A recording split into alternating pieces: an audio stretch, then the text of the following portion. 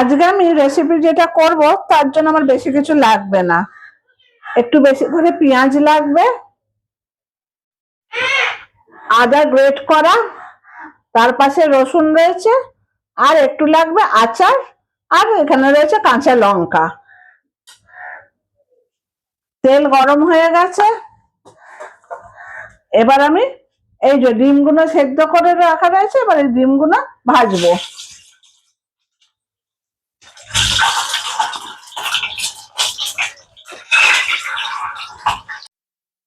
এই যে ডিম ভাজা হচ্ছে, এটা খুব সিম্পল কিন্তু খেতে দারুণ লাগে গরম ভাত দিয়ে।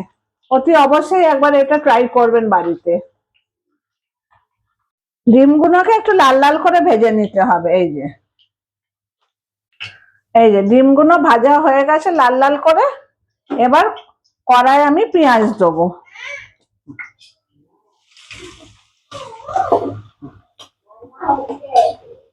এই যে কড়াই পেঁয়াজ দিয়ে দিলাম, পেঁয়াজটা আবার একটু লাল লাল করে ভাজবো।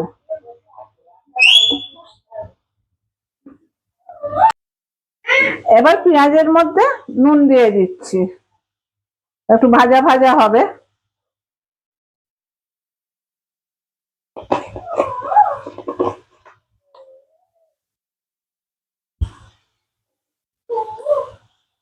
স্বাদের জন্য আর রঙের জন্য দিচ্ছি একটু মিষ্টি।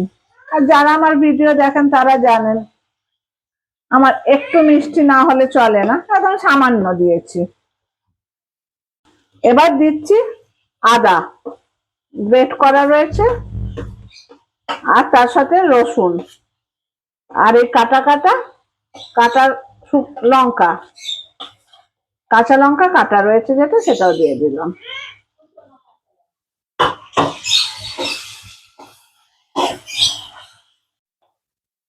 এবার দিয়ে দিচ্ছি আচারটা। এই যে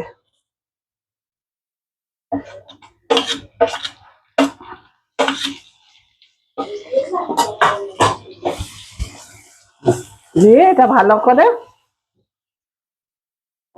আবার ভাজতে হবে কিছুক্ষণ। এই রেসিপিটা আবিষ্কার করেছে আমার বর।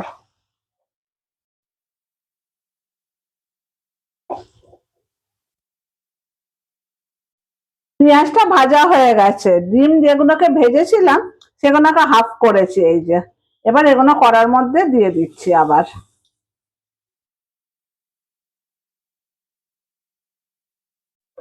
এবারে এই পেঁয়াজ যেটা ভেজেছিলাম এটা ওপর থেকে আস্তে আস্তে আলতু হাতে এর মধ্যে ছড়িয়ে দেবো এইভাবে।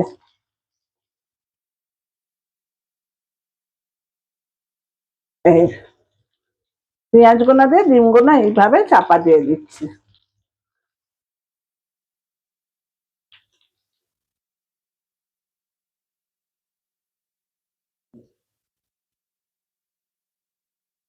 খুব সিম্পল আর একটা ভালো রেসিপি, অন্য ধরনের একটু।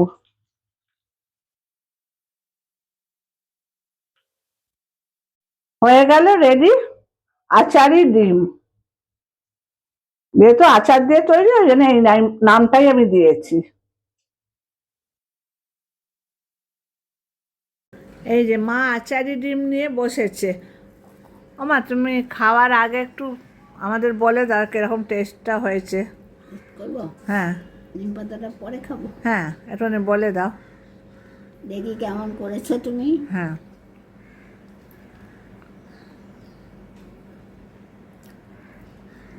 হেভি হয়েছে, ভালো হয়েছে।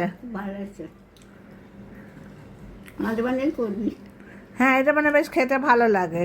গরম ভাত তো ভালো লাগছে। ঠিক আছে, খাও, আর ডিস্টার্ব করবো না। আমার এটাই জানার ছিল যে কেমন লাগলো তোমাদের। এবার নিম পাতা খাই। খাও।